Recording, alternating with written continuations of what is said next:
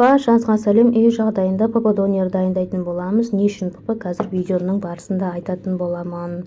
Бізге ол үшін салмасына осындай тәтті болгар бұрышы, одан кейін пияз, одан кейін тауық еті, барлығын салым болып турап алдым. Чеснок, одан кейін капуста, орам жапырақ. Барлығын жақсылап салып болғаннан кейін үстіне әртүрлі қалаған дәмдеуіштеріңізді қоссаңыздар болады. Менде ол паприка, қара бұрыш, тұз, сосын бульон.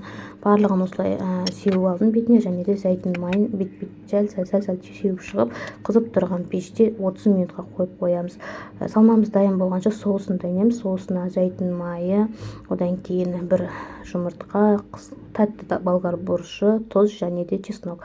Өйстіп блендердің көмегімен араластырамыз. Соусымыз дайын.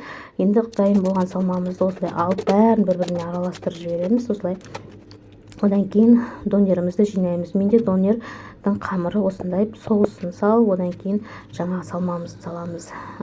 Қызып тұрған табада екі жағын қызартып аламыз. Дайын болып шыға келеді.